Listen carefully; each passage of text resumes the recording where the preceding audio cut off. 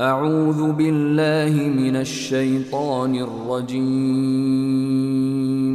بسم الله الرحمن الرحيم. In the realm of Surah Al-Baqarah, verse 239. فإن خفتم فرجالا أو ركبانا فإذا أمنتم فاذكروا الله كما علمكم ما لم تكونوا تعلمون. And if you fear an enemy, then pray, on foot or riding. But when you are secure, then remember Allah in prayer, as He has taught you that which you did not previously know. This verse sets forth the obligation of prayer during times of fear, a state broader than war, yet intersecting with it. Fear may arise during battle, but it can also occur in other situations, such as being attacked by a wild beast or facing a sudden disaster. Conversely, a state of war is not always one of fear. A combatant may find moments of calm, in which they can safely perform the full prayer with its prescribed postures and serenity. The obligation to perform prayer both in fear and in safety highlights two significant principles. The first being, prayer is a pillar that cannot be omitted except in the case of absolute incapacity, even if that means being unable to perform it through gestures alone. We have previously noted and clarified that this is a unique characteristic of prayer among all practical religious duties. The second principle, at its core, prayer is the orientation of the heart toward Allah. The outward movements, standing, bowing, and prostrating, are mere expressions of this inner spiritual orientation.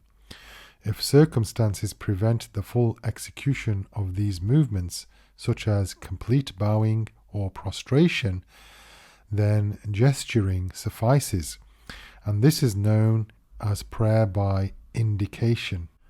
The essence of worship remains valid in both conditions. However, one should not move from the complete form of prayer to a lesser one unless truly unable to perform it fully, due to fear, illness, or similar hardship.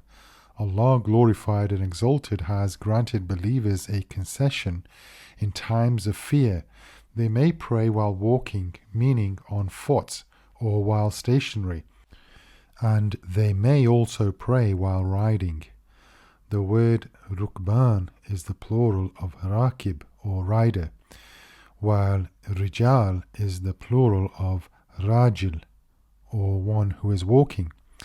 It is said rajulun, rajil, meaning a man walking on foot. In summary, prayer, while ideally performed with full physical expressions, may also be offered through gestures, depending on what the individual is capable of.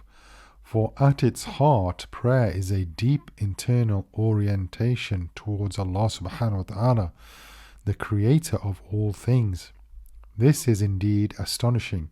It reveals just how profoundly Allah regards the prayer and how deeply He inspires its importance into the hearts of believers.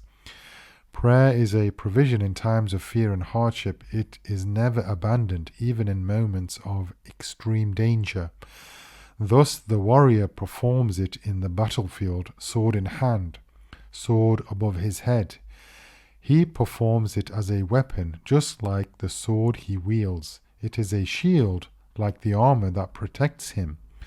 Through prayer, he connects with his Lord when he most desperately needs that connection, when he is closest to Him while fear surrounds him.